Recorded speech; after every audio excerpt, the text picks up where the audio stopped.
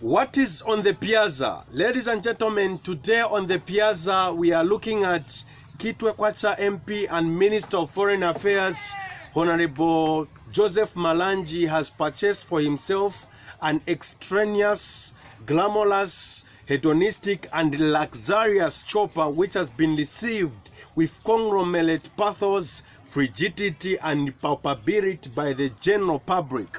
Many people have described his actions to be egomaniacal, egotistic, narcissistic, parsimonious and hoggish.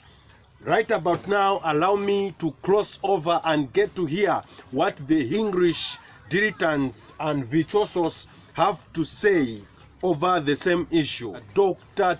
Muntu, over to you. Thank you, the great of Wichipata, Mr. HAMZ. I example this opportunity. In the inquiry, or rather in the first press, allow me to appeal my apologies unto our dear listeners as in advance as I handle this pignoral and pseudo-philosophical issue of Honorable Malanji. A week ago, glad tidings approached my eardrum that Honorable Malanji purchased a flying machine that which left people of Zambia in quanda and hunger situation.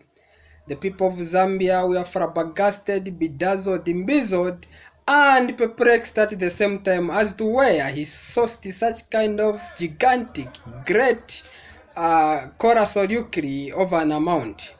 But in my own metropia, I sit in dubious and deem it fit for Honorable Malanji to purchase such kind of gigantic machine, because when you look at Honorable Malanji's portfolio, he is an MP, he is a minister, and he is an entrepreneur, of which it is inevitable for him to buy anything he desires. Zambians, I want to tell you to say, learn from hard workers. Do not always pop your nose or poke your nose in people's wealth. The Bible says, he who works hard, he will earn from his sweats. I rest my case. Thank you very much, Dr.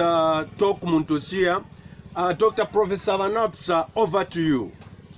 Thank you so much, Mr. HAMZ the Great, for that. Quickly, let me posit that this is a bipolar situation or a bipolar issue.